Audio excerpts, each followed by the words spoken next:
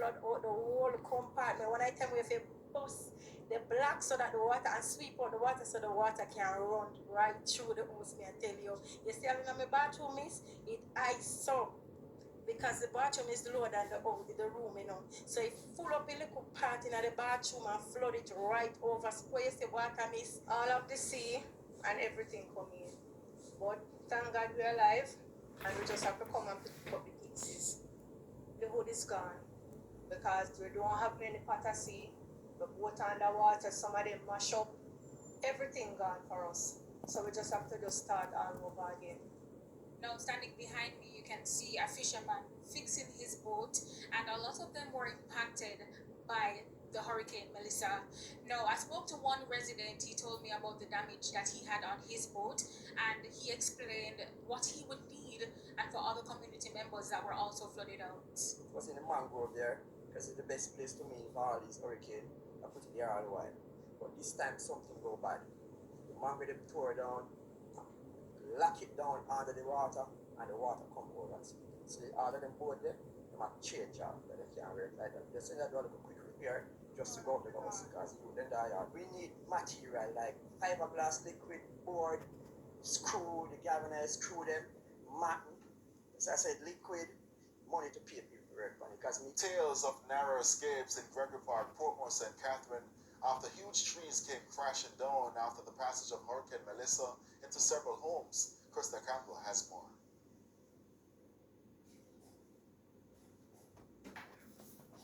A tree house like residents never expected. This behemoth came crashing into several houses on Walker's Avenue in Gregory Park, Portmore, St. Catherine, just after Hurricane Melissa passed this week. A few residents shared their brushes with death. We were watching the wind, and I was planning for the zinc to blow up and stuff like that. I didn't plan for the tree to tumble down. While I was there, I picked up a few breadfruit, drop off, I text and said, go and give it to my grooms them over the stable. And 10 minutes after I ride out, the tree tumbled down, crushed the bed. You cannot see the bed. So if I was there, I wouldn't be here doing this interview. I would die. When I get up, went into the kitchen, put on my pot, eat my breadfruit, put in there, get back and get some flour and sieve out. I tend to need it, and when I realize I hear a sound, and when I look out, I saw the tree coming. And when I went heading to this side, I see that one going that side, so I couldn't head. When I head back this side, I see that this one coming. All I could do, just say, Father, today is my day. I mean, just bend down and say, I can't do nothing more. And that's it. And my lady were in the bed. Jesus Christ, which by the tree chunk drop. If it go up a inch more, she wouldn't be here this morning. Elvin McFarlane says his partner escaped with a bruised foot. Residents say 5 houses were impacted. The first house, the lady received a hard hit on her foot. X-ray was done, it didn't break. In my house, my son was at the stove about to light it and hear the crumbling and run out and receive a scrape on his foot. Houses flattened, residents scurry to recover what they can. But some note the writings were on the wall, sharing the history behind the tree. In the 1970s, it was 2 posts planted and become a huge tree. JPS have done it part by coming, trimming up the part towards the wire, but unable to do the part over the house, so the tree become a monster over the 40 years. It survived Hurricane Gilbert and a few more hurricanes, but this storm took out the best of it. No, I couldn't stay here because I know say it's possible that this could happen. So I don't stay here. I went away to somewhere safer. We put the People's Pledge to Portmore Mayor Leon Thomas, who said while the Walker's Avenue incident was not reported to disaster response officials. Well, we know that there's a lot of fallen trees within the municipality, and we have taken action to remove them and clean them up, along with the fire brigade and also soldiers have assist us very well throughout the municipality. Krista Campbell, TVJ News. We head over now to St. Anne. Before Hurricane Melissa made landfall, our news team took the journey into Cape Valley as floodwaters swallowed the community. But getting there and out again was no small feat. Sandy Williams braved the storm. Melissa landfall on Tuesday was not without its challenges. Minutes after 11 a.m., the signs were already clear. This was not going to be an easy ride.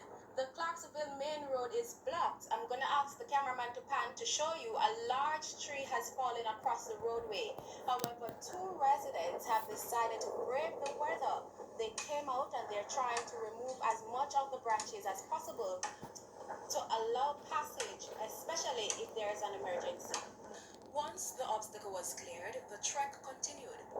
We finally made it to Cave Valley, and over there is the square of Cave Valley. As you can see, it's completely underwater. You cannot differentiate between the sidewalk, the roadways, and even people's yards. Residents here knew what history had written before. Cave Valley and heavy rains have never been strangers. Leaving the community around 12:30, the journey transformed into something resembling an obstacle course, one downed tree after another, each one a reminder of Melissa's growing temper. On our way back from Cape Valley, we stumbled upon another large tree falling across the roadway. Luckily, we are prepared. We have a machine. And so my cameraman, everyone was able to remove some of the branches in order for the vehicle to pass. That was just one of more than 10 fallen trees blocking our path. But in Wilberforce, the road and the journey came to an abrupt stop. A massive tree tangled in utility wires brought everything to a halt. By then, the winds had picked up, strong enough to rock the vehicle. We hunkered down in the community, camping inside until morning. It's the morning after Hurricane Melissa. Right now it's 5:20 and outside it's completely dark. We cannot see anything. But this is where we slept, my cameraman and I. This is my bed, and that's the cameraman, Elder. Sunday, why you so up early with the lights? Oh, was it last night? It was rough. We were at the main and we had to move down in the valley because of the wind. So now we're waiting until about 6 o'clock when the place is a bit brighter to see exactly what Melissa did.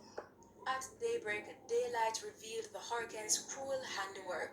Trees uprooted, roofs ripped away, wooden structures flattened like matchsticks. The Melissa, terrible man, I'm Gilbert, not terrible someone. Believe me, man. So like place, turn away right now, like a ghost now. You understand? So, come on. You know, I take it for joke, man, I'll post all that thing there. Gone down. You understand? Serious thing is, this is not joke thing. Sorry for some people right now, what can't come out of the house. And that disbelief echoed through neighboring districts. In Friendship, residents picked through the remnants of what Melissa had left behind, fragments of their lives strewn across the ground. Persons from my community here in Friendship came and boarded up my window, and the breeze just took it off like it was a piece of paper. Right now the water past my ankle, everything inside of my house with everybody near my neighbors, all board structures are on the ground, everything flat, seeing trees, everything. The breeze just took it up and just fling them like it's nothing. This is the worst I've ever seen. In Brownstown, the destruction deepened. Some buildings simply crumbled under Melissa's Category 5 fury. Everything,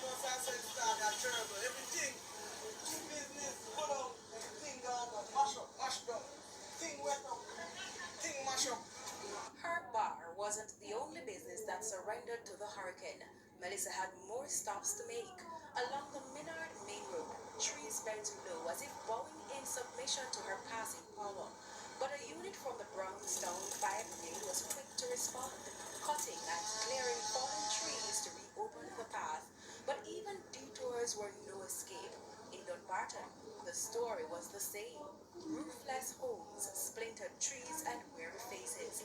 Even the Brownstown Community College couldn't withstand the beating. Sections of its roof ripped clean off. By the time we reached Discovery, chaos again. A garage flattened, rooftops vanished, and residents left gazing skyward, searching for what once sheltered them. It's nothing like we have never seen before. We occupied the small games of Berry last year. And trust me, it was nothing, Berry was nothing like this. With falling trees, nature's debris claiming one lane. But in Otoria's a rare twist. The tourist town, usually bustling with activity, was spared the worst. Minimal damage. Perhaps luck Or maybe Melissa simply ran out of breath. Sandy Williams,